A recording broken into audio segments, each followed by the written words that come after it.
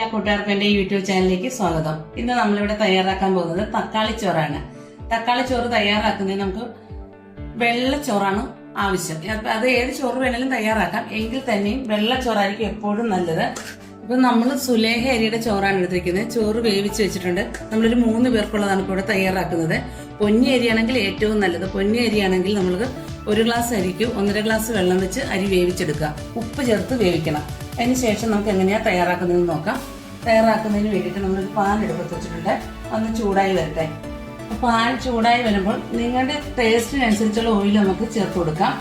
Sunflower ഓയിലോ വെളിച്ചെണ്ണയോ എന്ത് വേണമെങ്കിലും ഒഴിച്ചു കൊടുക്കാം. നമ്മളിപ്പോൾ കുറച്ച് വെളിച്ചെണ്ണയും ഒരു 1.5 സ്പൂൺ വെളിച്ചെണ്ണയും 1 സ്പൂൺ നെയ്യും കൂടെ ചേർത്താണ് തയ്യാറാക്കുന്നത്. നെയ്യ് ചേർക്കുമ്പോൾ അത്രയും കൂടെ ടേസ്റ്റ് ഉണ്ടാകും. അതിന് വേണ്ടിയിട്ടാണ് നമ്മൾ 1 സ്പൂൺ നെയ്യ് കൂടെ ചേർത്ത് കൊടുത്തത്.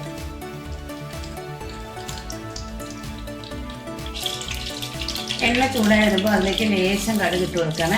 കടുക് ഓപ്ഷനിലാണ്, ആവശ്യമെങ്കിൽ മാത്രം ചേർത്താൽ മതി.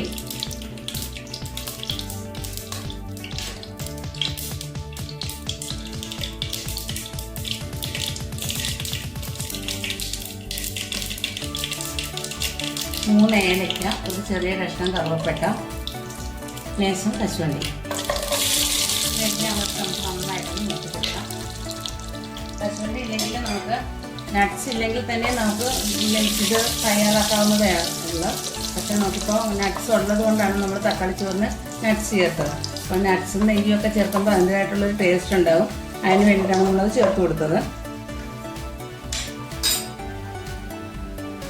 ഇനി ഇതിലേക്ക് ഒരു 3 കഷ്ണം വെളുത്തുള്ളി, ഒരു ചെറിയ കഷ്ണം ഇഞ്ചിയും കൂടെ ചതച്ചതാണ്, 2 പച്ചമുളക്,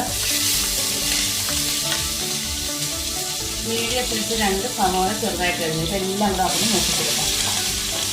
നമുക്ക് വളരെ പെട്ടെന്ന് തയ്യാറാക്കി എടുക്കാവുന്നതാണ്. മറ്റ് കറികളൊന്നും ഇല്ലെങ്കിലും ചോറുണ്ണാൻ ഇത് മാത്രം മതി. ഒരു പപ്പടമോ അല്പം തൈരും ഉണ്ടെങ്കിൽ ഇതിൻ്റെ കൂടെ മറ്റ് കറികളൊന്നും നമുക്ക് ആവശ്യമില്ല. വളരെ പെട്ടെന്ന് കറിക്കൊക്കെ ഒന്നും കിട്ടാത്ത സമയത്ത് നമുക്ക് വളരെ പെട്ടെന്ന് തയ്യാറാക്കി എടുക്കാവുന്നതാണ്. എന്നിട്ട് ഇതിനാവശ്യമായ ഉപ്പ് മാത്രമാണ് നമ്മൾ ചേർത്ത് കൊടുക്കുന്നത്. ചോറ് ഉപ്പിട്ട് വേവിച്ചതാണ്. ഇതിനാവശ്യമായ ഉപ്പൂടെ ചേർത്ത് കൊടുക്കാം. കാരണം കുറച്ച് ഉപ്പാണ് നമ്മൾ ഇട്ട് കൊടുക്കുന്നത്. ഇത് നന്നായിട്ടൊന്ന് വാടി വരട്ടെ.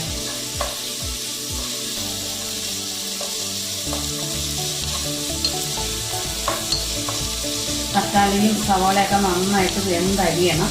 അതിന് ശേഷം മാത്രമേ നമുക്ക് ഇതിനകത്തേക്ക് ചോറ് ചേർത്ത് കൊടുക്കാൻ പറ്റുള്ളൂ.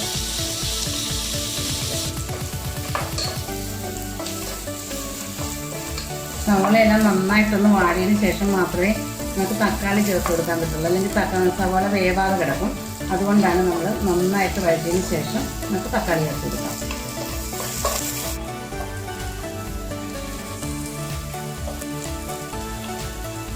സവാളയൊക്കെ നന്നായി വാടി വന്നിട്ടുണ്ട്. ഇതിലേക്ക് 1/2 ടീസ്പൂൺ മുളക് പൊടി, 1/4 ടീസ്പൂൺ മഞ്ഞൾപ്പൊടി, 1/4 ടീസ്പൂൺ ഗരം മസാല ഇതുകൂടെ ചേർത്ത് കൊടുക്കുകയാണ്. ഇതുകൂടെ ചേർത്ത് അവയുടെ പച്ചമണം മാറുന്ന വരെ നന്നായിട്ട് നമുക്ക് വഴറ്റാം. അതിന് ശേഷം തക്കാളി ഇട്ട് കൊടുക്കാം.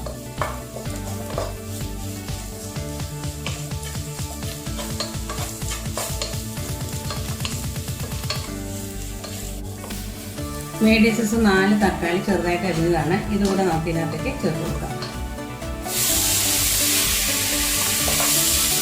ഇതെല്ലാം കൂടെ നന്നായിട്ട് വഴറ്റിയെടുക്കാം.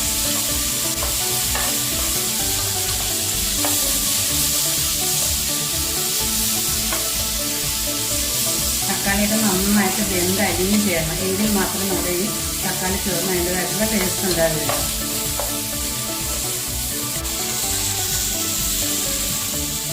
തക്കാളി എല്ലാം നന്നായിട്ട് വാടിയിട്ടുണ്ട്. ഇനി ഇത് നന്നായിട്ടൊന്ന് വെന്ത് അരിഞ്ഞ് ചേരുന്നതിന് നമുക്കൊരു 3/4 ഗ്ലാസ് വെള്ളം, ചെറിയ ഗ്ലാസ്സാണ്, വെള്ളം ഒഴിച്ച് നമുക്കൊന്ന് മൂടി വെച്ച് വേവിക്കാം. ഇതെല്ലാം നന്നായിട്ട് വെന്ത് നന്നായിട്ട് സെറ്റായി വരട്ടെ.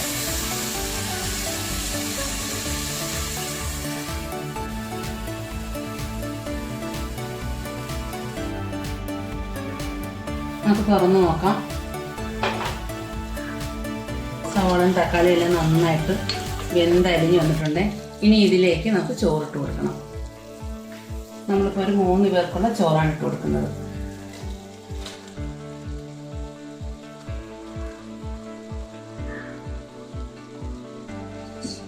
ചോറിട്ട് കൊടുത്ത ശേഷം നന്നായിട്ട് ഇളക്കാം. കണ്ട വളരെ പെട്ടെന്നല്ലേ നമ്മുടെ കുട്ടികൾക്കൊക്കെ കുട്ടികൾക്കും മുതിർന്നവർക്കും ഒക്കെ ഒരേപോലെ ഇഷ്ടപ്പെടും. അത് പൊന്നിയരിയാണ് പറയുകയും വേണ്ട, അത്രയ്ക്ക് ടേസ്റ്റി ആയിരിക്കും. ഏതരിയിലും ചെയ്യാം, വെള്ള അരി ആയിരിക്കണമെന്നേ ഉള്ളൂ.